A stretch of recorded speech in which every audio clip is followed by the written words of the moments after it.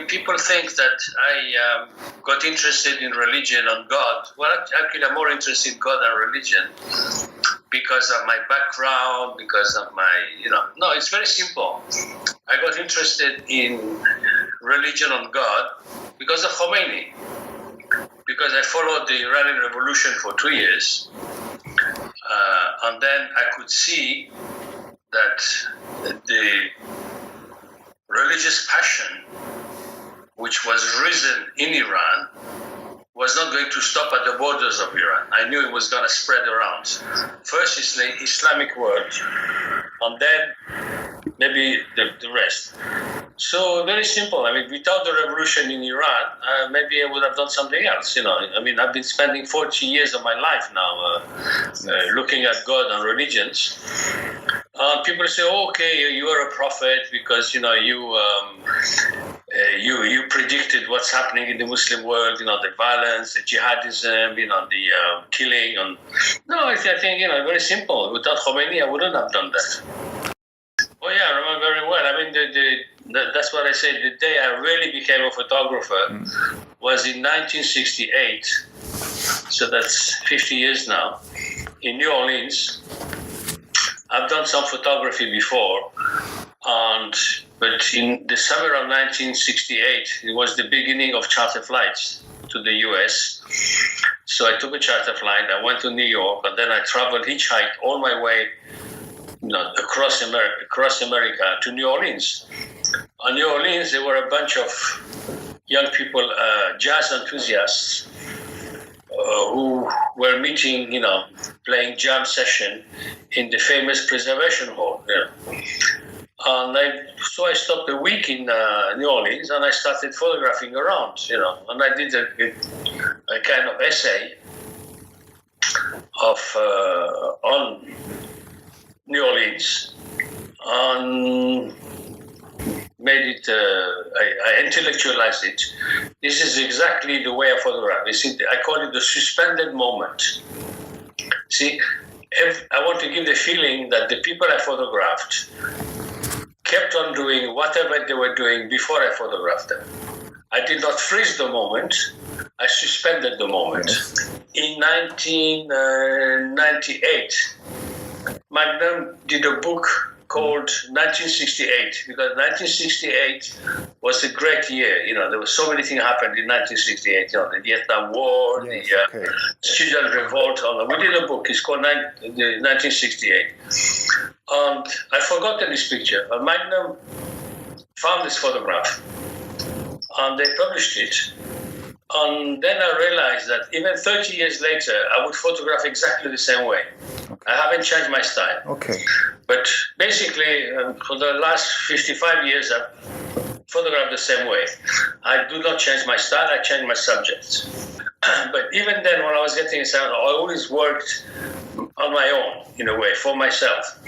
Because even for instance, when I was doing the book on Islam, the first one, Allahu Akbar, I was doing news events, like the Gulf War, for instance, but I was putting it inside the bigger context of my work on Islam. Oh. So I always prefer to do my own subjects, Oh, my parents, when I was 8-year-old, my parents immigrated from Iran to Algeria, 1952, but 52, Algeria was France, that was before independence.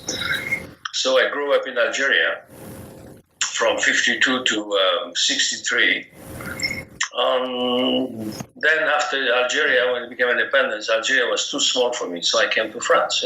Before the Iran Revolution, if you ask me what I was, I would say, I'm French, I'm Mexican, I'm Algerian, I'm Iranian, But after the revolution, I would say, no, I'm Iranian, because I really became Iranian during the revolution, because I left Iran, I was only 8-year-old. But during the revolution, everything is multiplied by 10. All the emotions are multiplied by 10, And you see the best and the worst of a people within a very short time.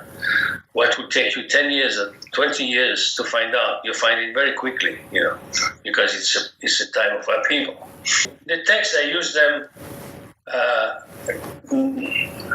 parallel way, not at don't explain the photographs with my words, but I parallel way, because sometimes you have to put the photographs in context. So I don't write on its own. I only write for my books. On the writing I do, it's only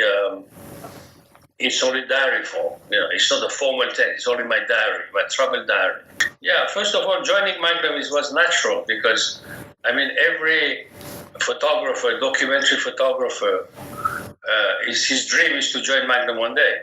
Every serious, So for me, it was natural. I went to SIPA first, and it was natural to join Magnum. For me, it was a natural thing.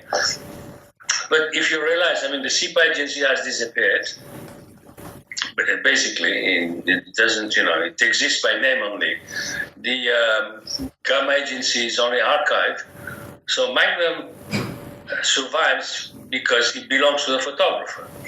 You see? Because it's a cooperative. And we take the decision, not the big boss. And basically what we did up to this year, when because all the other agencies disappeared because they needed big investments and they didn't have the cash. So they went to Corbis and Getty, who bought them out. What we do at Magnum is that each time we need capital to invest, to expand, or to change, we become our own bankers. We reduce our percentages until we have cash for investment. Except for last year, for the first time, we took on two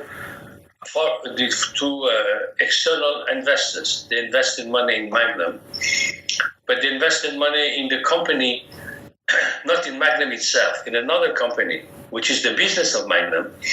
They have no say in the running of Magnum, the way we take young photographers, the way we, if you want the core, the heart of Magnum, they don't have an investment in there.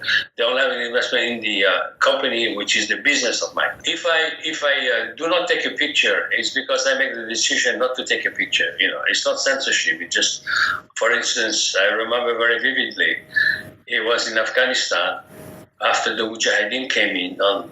I spent a week in the Red Cross hospital, and then somebody died in the hospital. So I accompanied the family to the home with the body.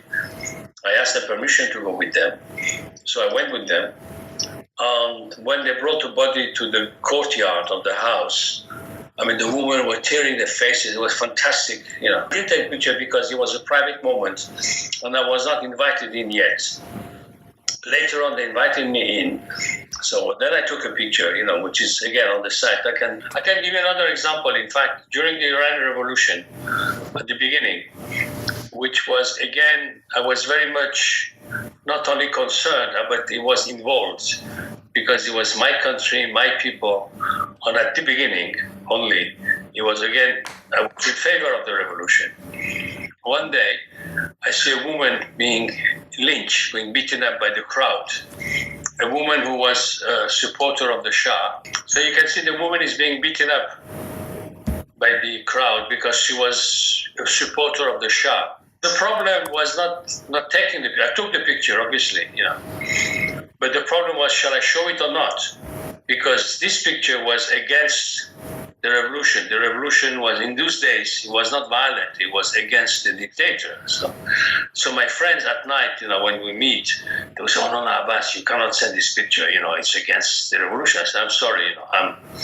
I might be Iranian and in favor of the revolution at the beginning, but I'm also a historian of the present. So I have a duty to my readers and even to myself." So, of course, I sent the picture to Gamma and it was published everywhere. So this is the case where there was a moral problem about censorship or not. You follow the events. I was in favor of the revolution. We follow the events.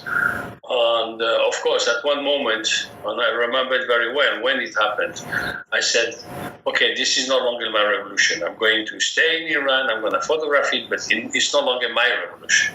Okay, so you see, these are the first 4 generals who were executed after the revolution.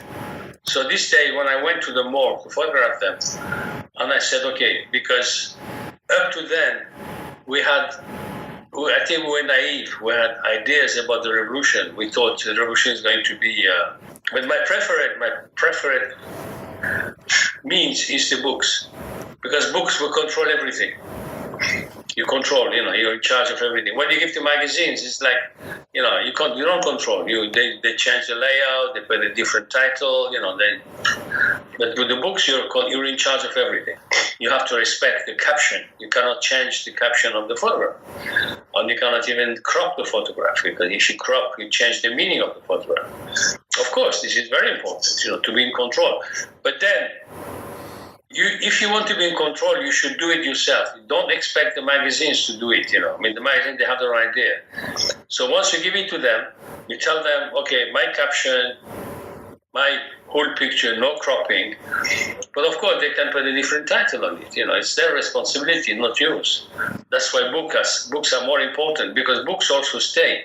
Magazine is 1 week. It's not really religion I'm interested in. It's what then people do in the name of religion. Because religion, faith, is something between man and his God. It's something very spiritual.